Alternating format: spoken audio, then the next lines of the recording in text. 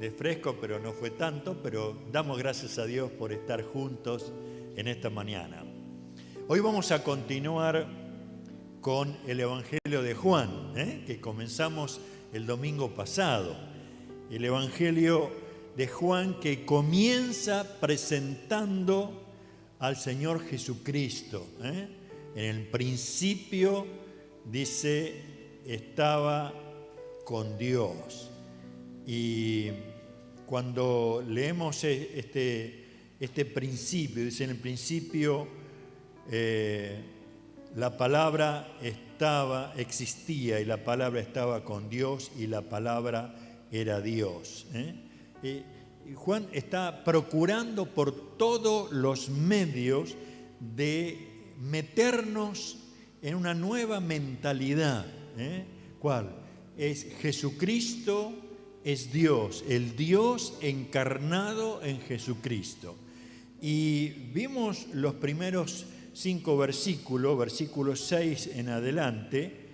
El evangelista dice: Dios envió a un hombre llamado Juan el Bautista para que contara acerca de la luz, a fin de que todos creyeran por su testimonio. Juan no era la luz, era solo un testigo para hablar de la luz. Aquel que es la luz verdadera, quien da luz a todos, venía al mundo. Vino al mismo mundo que él había creado, pero el mundo no lo reconoció. Vino a los de su propio pueblo y hasta ellos lo rechazaron. Pero todos los que creyeron en él y lo recibieron, le dio el derecho de llegar a ser hijos de Dios. Ellos nacen de nuevo, no mediante un nacimiento físico como resultado de la pasión o de la iniciativa humana, sino por medio de un nacimiento que proviene de Dios.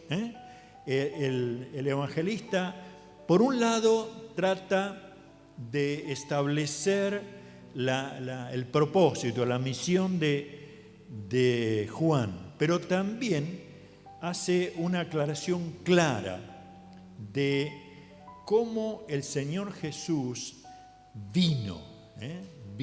Él dice, el mundo lo creó Él, ¿sí? Pero Él se estableció para darnos a conocer. La primera predicación de Jesús, ¿cuál fue? Arrepentíos, el reino de los cielos se ha acercado. Ahora, vieron que hoy se llama youtuber, ¿no es cierto? Estos que de pronto llegan a tener millones de seguidores y parece que hay como una competencia, ¿no? ¿Cuántos seguidores tengo? ¿Cuántos puedo alcanzar? Y otros como que en esa competencia se sienten hasta deprimidos y solamente lo vieron 2000. O sea, toda una competencia. Acá Juan no quiere presentar una competencia entre Juan el Bautista y el Señor Jesús, sino trata de aclararnos cómo cada uno de ellos tenía un propósito bien específico. Y por eso, en primer lugar, los versículos del 6 en adelante hablan de el propósito de Jesucristo, ¿sí? Él tenía un propósito y él dice, y aquella luz verdadera venía a este mundo. No un ser que estaba iluminado por lo que hizo, por lo que estudió, por lo que conocía. No alguien que podía estar haciendo sacrificios para pasar como de reencarnación en reencarnación hasta alcanzar la iluminación total. No, él estaba diciendo, aquella luz verdadera venía a este mundo. Era la luz, es la luz y será por la eternidad la luz, que trata por todos los medios de darse a conocer, de revelarse a nosotros. ¿Para qué? Para cambiar nuestra manera de pensar. ¿Cómo decimos cuando alguien de pronto tiene una brillante idea? Se prendió la luz, ¿no? ¿Sí? Uno dice, se le prendió la lamparita. Ahora, no, ¿qué sería? El LED, ¿no? Pero el Señor Jesús quiere llevarnos a esa revelación. De pronto no estamos en cualquier cosa. De pronto no alcanzamos a comprender muchas cosas de esta vida, pero tenemos la luz del Señor. Venía a este mundo. Después dice, en el mundo estaba. Claro que estaba. Sí le pertenecía a Él. Pero hay un pasaje ahí en el versículo 10 que dice, pero el mundo, ¿qué pasó? No lo conoció. No llegó a reconocerlo. ¿Saben? En ese tiempo había un problema religioso. ¿Cuál era? La mayoría de los religiosos estaban involucrados en una sola verdad, la que había venido a través de Moisés, con sus leyes y con sus sacrificios y con unos rituales que cada vez que lo hacían se acercaban a Dios. Y después se iban y vivían como cualquiera de nosotros. Y por eso es que con esa vida, con esa mentalidad, era imposible que lo reconocieran al Señor Jesús. Porque a la vez, como los judíos en ese tiempo estaban bajo el imperio romano, ellos querían vivir en libertad. Entonces estaban pensando en que Dios iba a enviarles a alguien que los liberara de esa opresión política. Entonces, por un lado había una mentalidad religiosa, pero por otro lado había una mentalidad de esclavitud que querían ser liberados.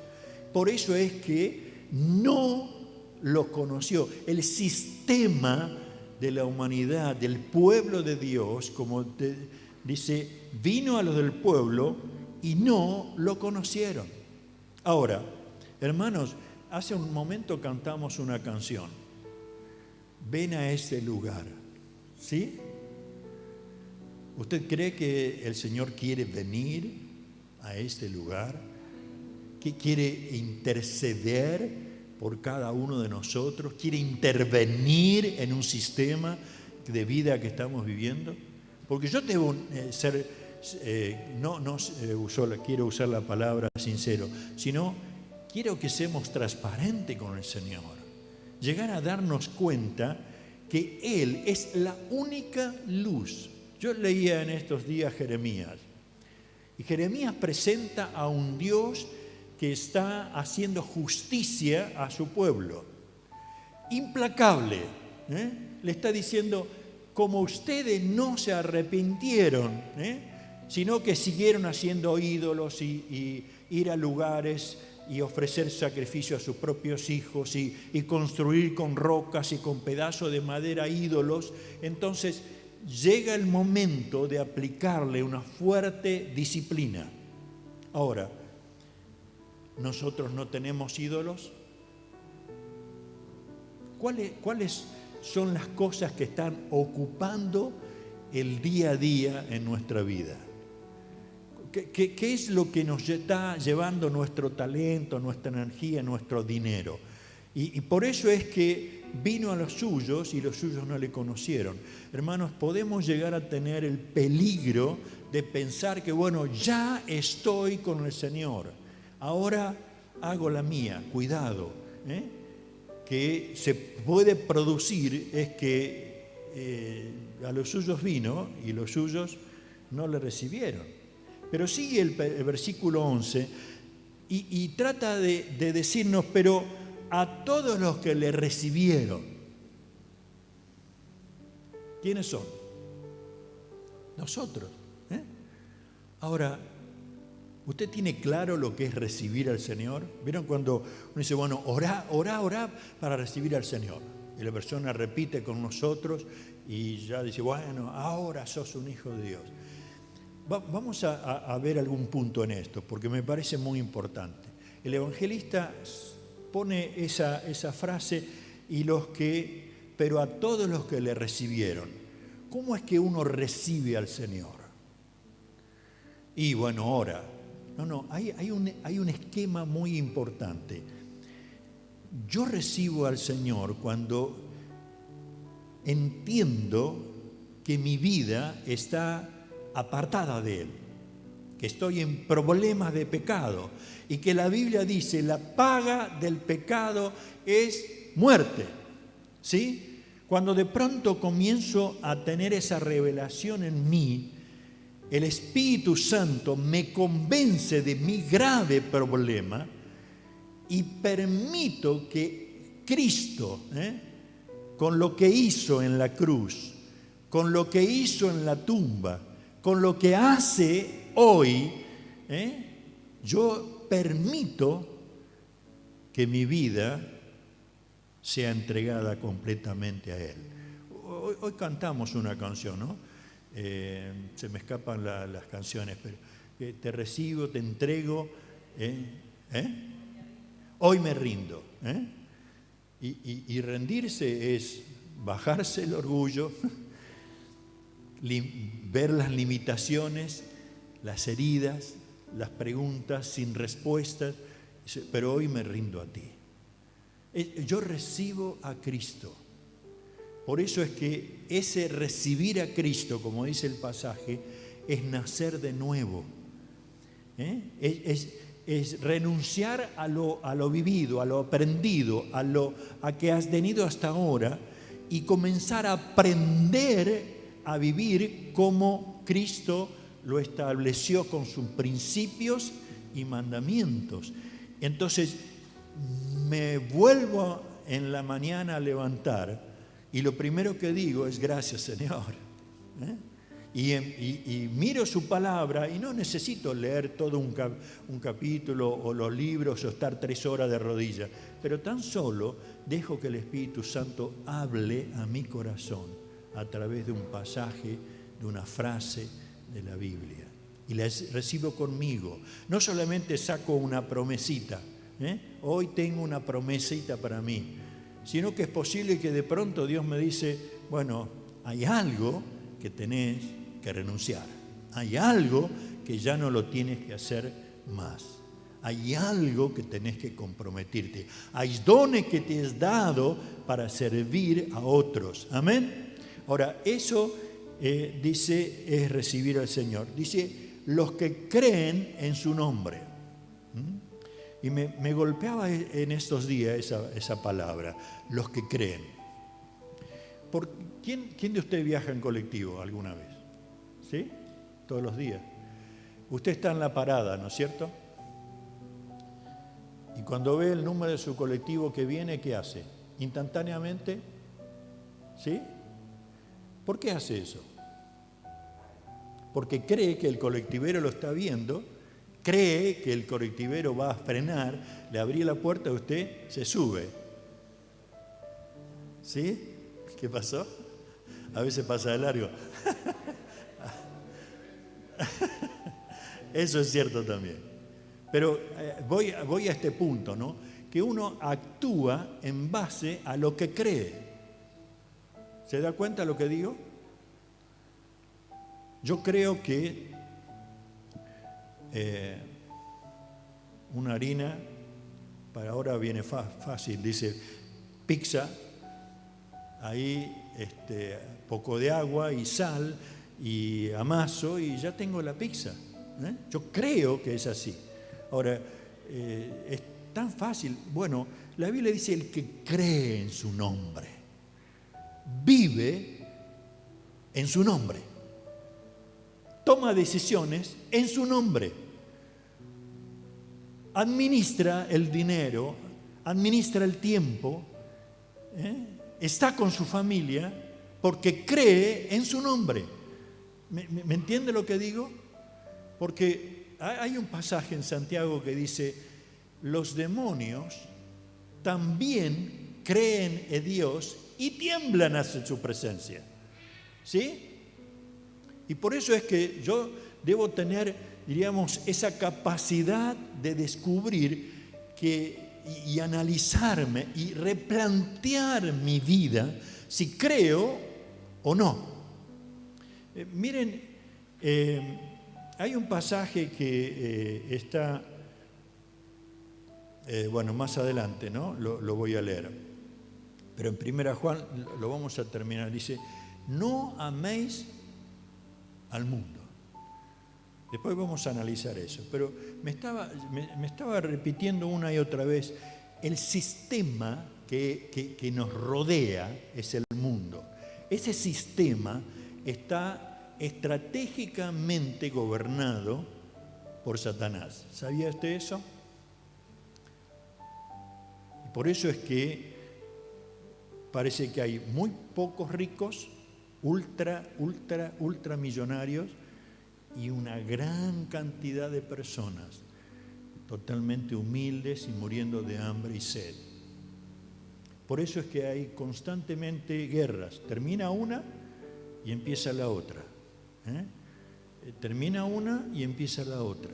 ¿Por qué? Porque Él alimenta nuestra manera de vivir. Y sabe cuál es mi debilidad y sabe cuál es tu debilidad. La conoce muy bien. Porque en base a lo que hablamos, en base a las decisiones que tomamos, en base a cómo desarrollamos nuestra vida, Él va tomando, ¿cómo serían? Las tendencias, ¿sí? Mis tendencias, y marcan, le gusta no solamente la cervecita, le gusta lo que viene acompañado con eso. Y entonces, ¿con qué me va a provocar? Justamente con eso. Muy bien, a los que creen en su nombre, los que viven de acuerdo al Señor. Y por otro lado, está mencionando, le dio un derecho, le entregó. Hermano, ¿usted se da cuenta de que es un hijo de Dios? Ahí dice, hay una revelación, el Espíritu está unido al Espíritu de Dios y hay libertad. No, yo no necesito proclamar que seamos libres. Soy libre. Cuando soy libre en mi ser, vivo en esa libertad, disfruto de esa libertad. Y no es de lo que tengo, ni lo que conseguí, ni el conocimiento o de la familia. Vivo en esa libertad.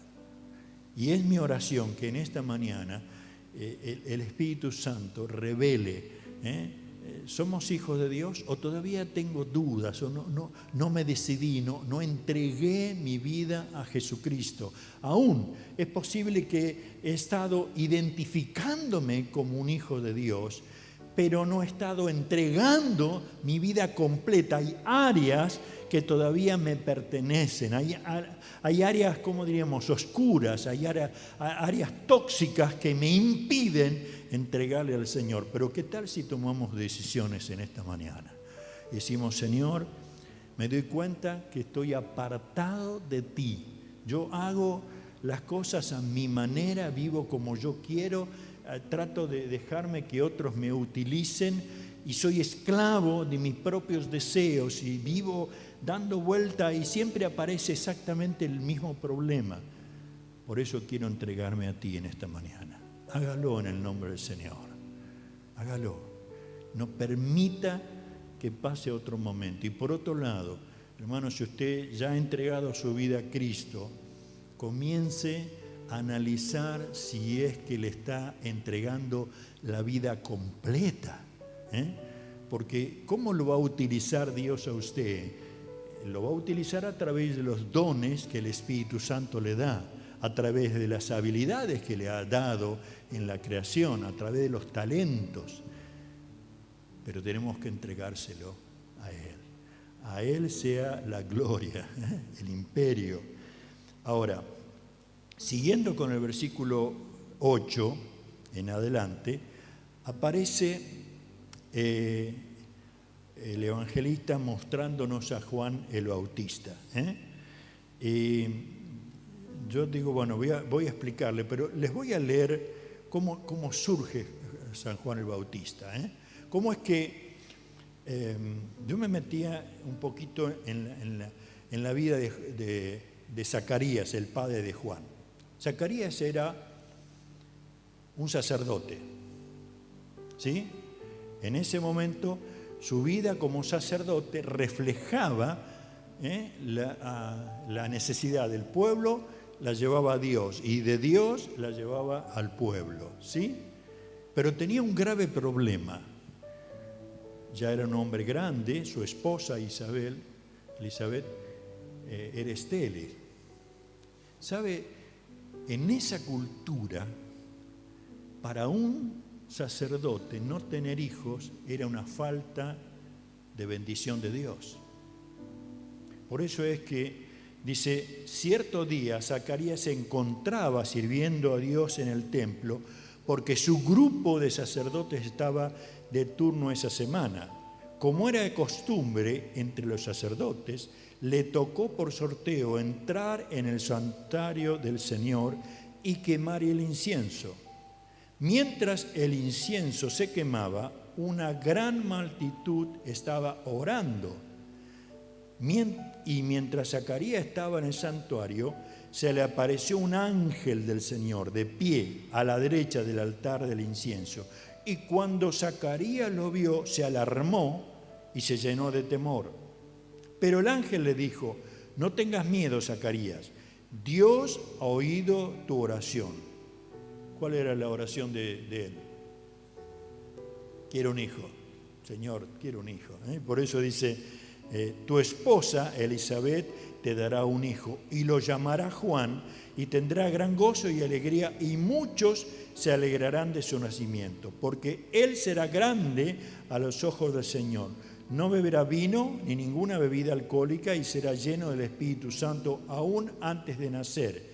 Y hará que muchos israelitas vuelvan al Señor su Dios, y será un hombre con el espíritu y el poder de Elías, y preparará a la gente para la venida del Señor, e inclinó el corazón de los padres hacia los hijos, para que los rebeldes acepten la sabiduría de los justos. O sea, lo comprometía a Dios con esta profecía, ¿Por qué razón? Porque Elizabeth no podía tener hijos, porque había un cierto recelo de permitir que sea un sacerdote no bendecido con una familia. Pero Dios estaba detrás de todo esto. Quizás estás viviendo una experiencia incomprensible, pero qué lindo saber que Dios está detrás de todo lo que está sucediendo. No estás solo. Dios está contigo. Aleluya. Y el hijo tenía que ser desde su nacimiento, tenía que ser entregado al Señor. Y hay una profecía en Malaquías capítulo 3, versículo 1, dice, miren, yo envío a mi mensajero y él preparará el camino delante de mí. Entonces el Señor, al que ustedes buscan, vendrá de repente a su templo. El mensajero del pacto a quien buscan con tanto entusiasmo, sin duda vendrá, dice el Señor de los ejércitos. O sea, uno puede notar que el mensaje, la vida de Juan el Bautista, si veíamos un poquito los otros evangelios, era una persona, ¿cómo diríamos?, ermitaña, ruda, vivía en el desierto, se alimentaba de miel, de langostas, pero tenía un tiempo en que se acercó al pueblo y comenzó a decir, bueno, esto es lo que Dios quiere. Y su palabra fuerte era, arrepiéntanse. Y se los decía a los soldados romanos, se los decía a los sacerdotes, se los decía al pueblo entero, no importa quién era. Él quería preparar el camino porque detrás venía su pariente Jesús. Por eso tenía una predicación confrontativa. Y para ver que eso que las personas tomaban como decisión, los bautizaba. Era un bautismo de arrepentimiento. Era la idea, bueno, claramente y públicamente está diciendo, ahora me arrepiento y voy a buscar a Dios. ¿Sí? Así era el testimonio de Juan el Bautista. Pero me gustaba cuando en uno de los estudios que estuve viendo decía, fue una lámpara, pero no era la luz. ¿Sí? Fue una voz, pero no era el logos, la palabra. Él fue muy eficaz en su trabajo y fue bendecido. Era un hombre extraordinario, pero también era humano. ¿Sí? Por eso es que uno puede decir, bueno, ¿quién era esa voz? ¿Era Juan el Bautista? No, era el Espíritu Santo que usaba Juan el Bautista preparando el camino. La gente que se vuelva a buscar a Dios porque el Señor venía pronto. Y qué tremendo es que en este tiempo nosotros podamos decir, como iglesia, Dios no está usando nuestra voz para preparar la venida del Señor. Usted sabe que en la palabra de Dios dice que hasta que el mundo escuche el Evangelio, Jesús no va a venir. No es que retarda su promesa. Él quiere venir. Está como a veces uno, no sé si han visto por televisión, esas carreras de personas que están con los pies sobre unos tacos especiales como de rodilla, con las manos esperando la largada, ¿no? Bueno, yo creo que el Señor Jesús está queriendo venir, está esperando que su iglesia esté llevando adelante el Evangelio hasta lo último de la tierra y entonces Él venga. Es cierto, hoy cada vez más yo estoy convencido de que la palabra del Señor está llegando por personas, llegando por internet, llegando por radio, llegando por televisión, está llegando. No hay gobierno que pueda estar frenando esta avalancha del reino de los cielos. No hay forma. Hay lugares que prohíben a las personas, a los misioneros, pero las personas escuchan la radio. Hay lugares que está prohibido mencionar a Jesús. Me llamó la atención algo. Varios testimonios de musulmanes han tenido sueños en que Jesús se le aparecía. Y cuando alguien les habló de Jesús, ahí comenzaron a darse cuenta que ese sueño no era un sueño cualquiera. Era el Jesús que estaba llamando su vida a entregarse a ellos y se han convertido. Y saben que cuando en un país mayoritariamente musulmán alguien se convierte a Cristo, su vida está en peligro de muerte. Pero siguen avanzando en el nombre del Señor. El tercer punto que quería tratar de ver con ustedes en esta mañana, bueno, tenemos un tiempito, habla de que él menciona a Jesús, y dice, se me escapó el versículo, ¿no? Dice, al día siguiente, versículo 29, Juan vio que Jesús se le acercaba y dijo, miren, el Cordero de Dios que quita el pecado del mundo. Él identifica entre toda la gente que estaba escuchándolo a Jesús. Y lo identifica de una manera muy particular. Como dice, he aquí el Cordero de Dios. Si fuera que alguien dijera así hoy, dice, bueno, todavía no llegó Pascua, el cordero está medio caro. No, él se refería a todo lo que significaba desde los mandamientos que Dios le dio a Moisés, lo que significaba un cordero.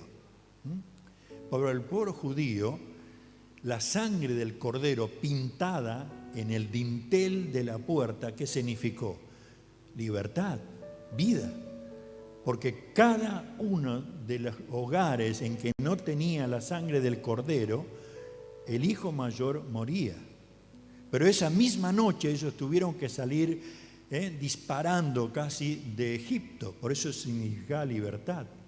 Pero sigue más adelante y el esquema de sacrificios para perdón y para limpieza de la culpa del pueblo de Israel era a través de la sangre de un cordero. Ellos tenían que llevar un cordero, el sacerdote lo mataba y lo quemaba como una forma de perdón de parte de Dios. Por eso es que lo identifica a Jesús como el Cordero de Dios. Él no solamente nació de una virgen, no solamente estuvo predicando acerca del reino de los cielos, él tuvo que exponerse a muerte maldita en una cruz para llevar tu pecado y el mío.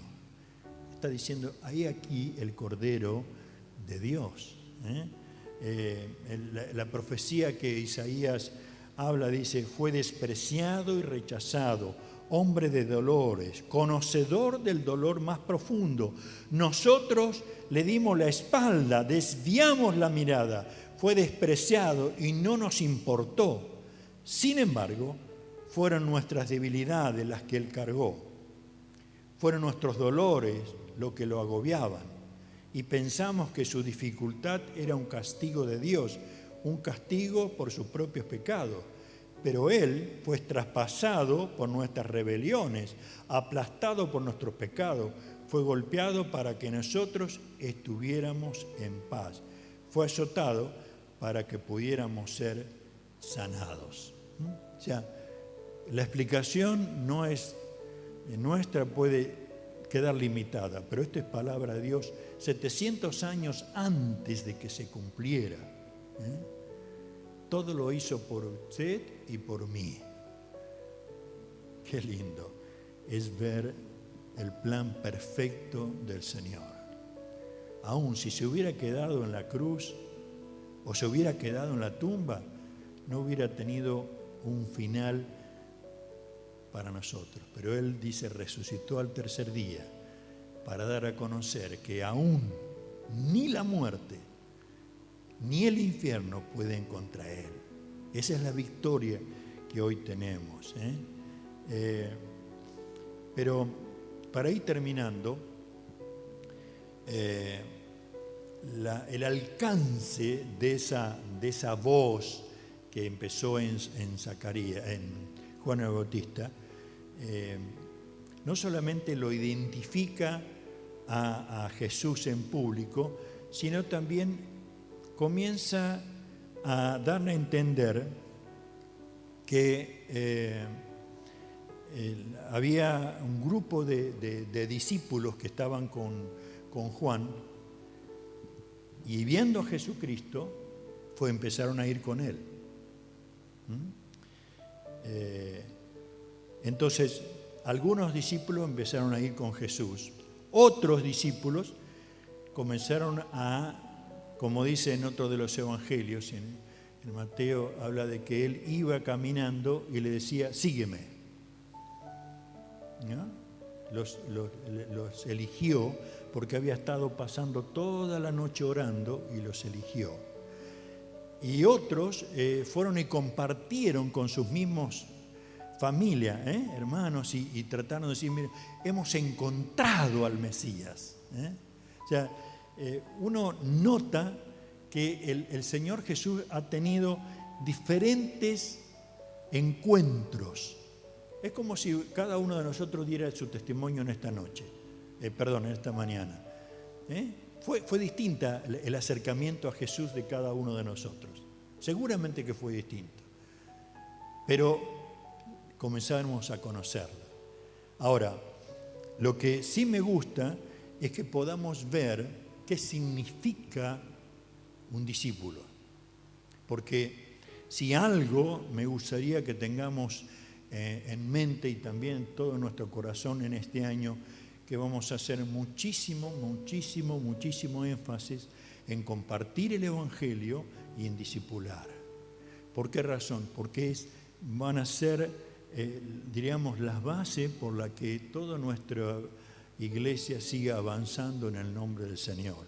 Lucas 9:23 dice: entonces dijo a los discípulos: si alguno de ustedes quiere ser mi seguidor, tiene que abandonar su propia manera de vivir, tomar su cruz cada día y seguirme. ¿Sí? Creo que alguien lo puso esta mañana en el grupo de intercesores, ¿sí? ¿Puede ser? ¿O algo parecido? ¿Sí? Yo cuando lo leí digo, bueno, este es justamente lo que queremos hablar.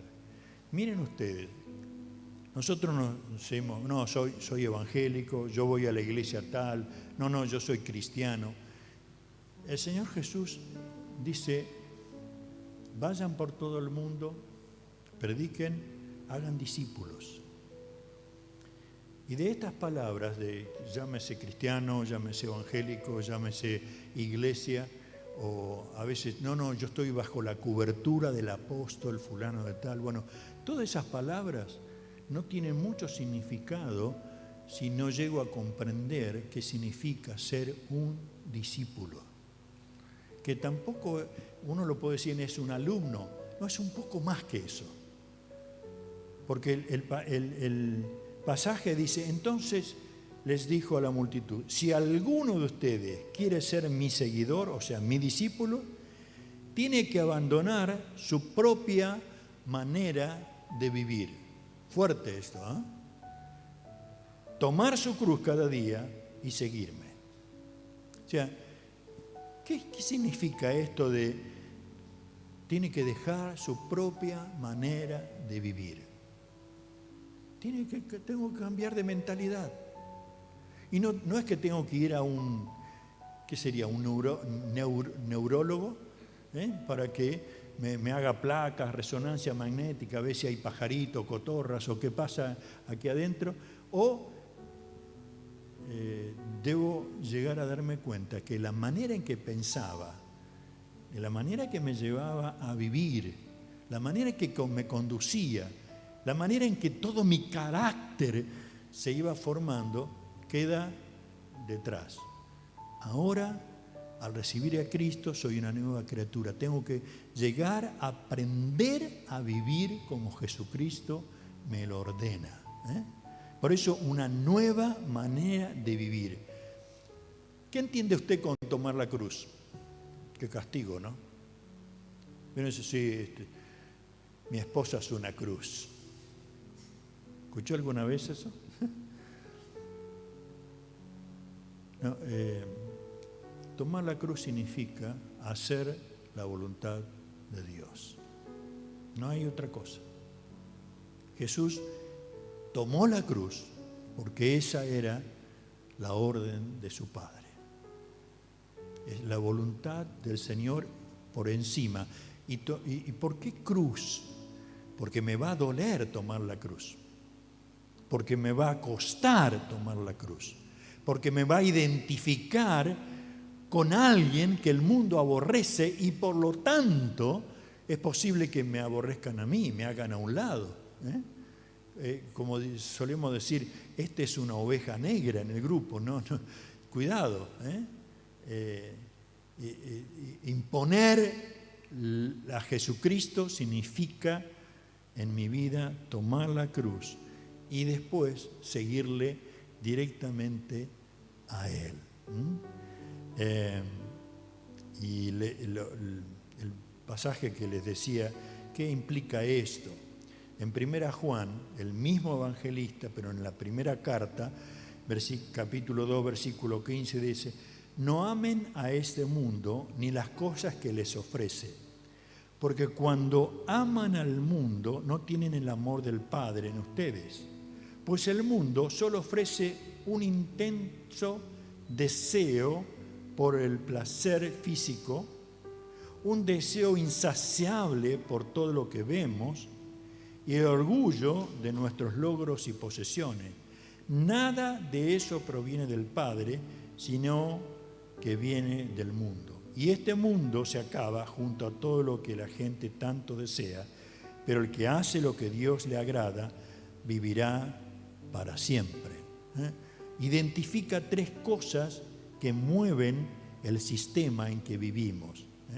Y miren ustedes cómo lo pone, en esta versión me gusta muchísimo, pues el mundo solo ofrece un intenso deseo por el placer físico. ¿Es cierto eso? ¿Sí?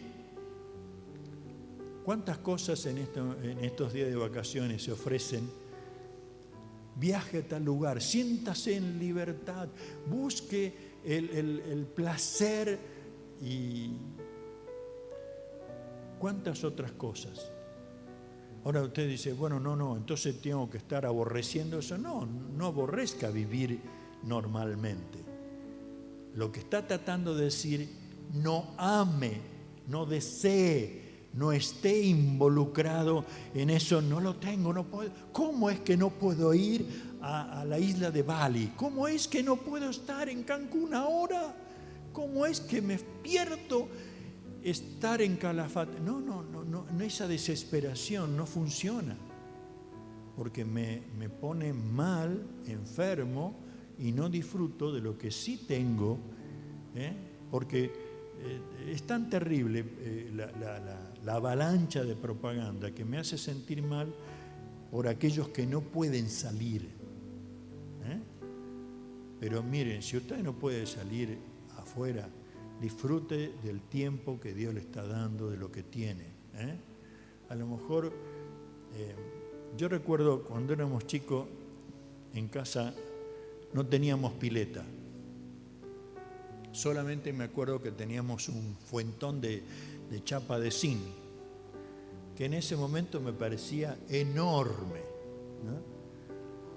Después de muchas mudanzas, yo tenía unos 16 años, y un día me encuentro con ese fuentón en casa.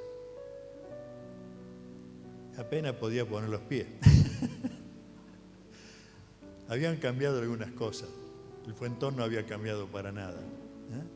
Pero para nosotros era una fiesta. O sea, ¿qué quiero decir con esto? Disfrute con lo que Dios le ha dado. No se deje llevar, porque el mundo solo ofrece un intenso deseo por el placer físico. Un deseo insaciable por todo lo que vemos. ¿Sí? Llámese comida, vehículo, casa, un deseo insaciable. ¿Por qué? No sé si a usted le ha pasado. Me gustaría ese vestido.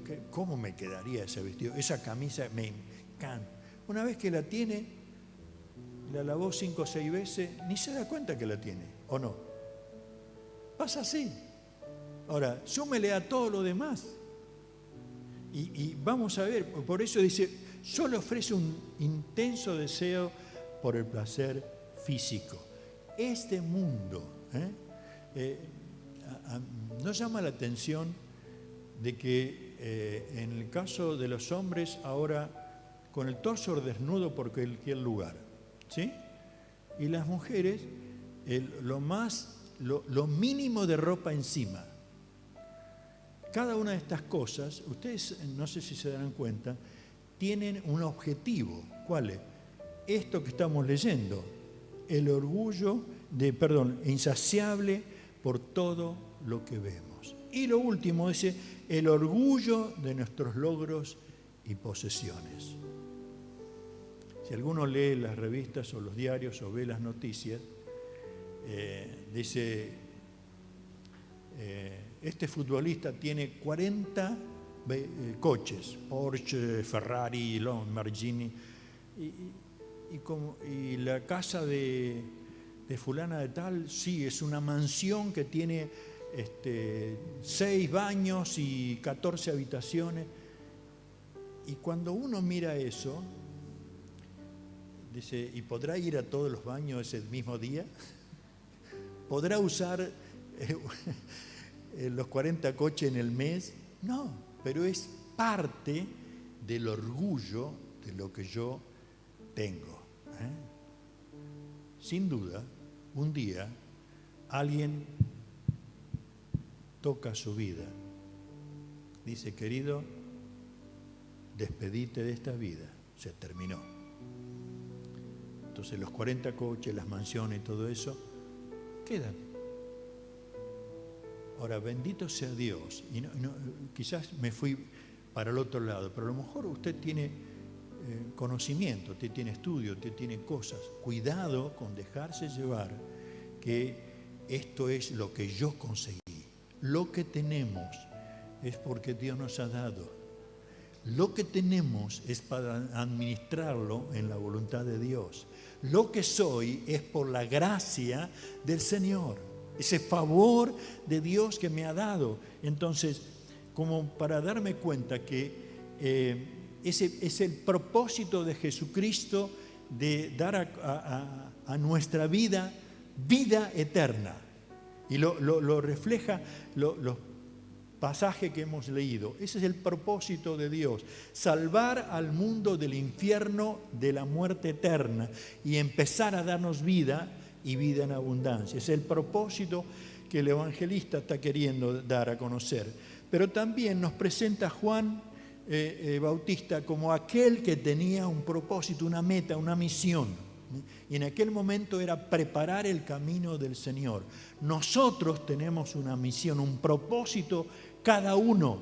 Y si uno podría decir como iglesia, nuestro propósito es preparar el camino del Señor.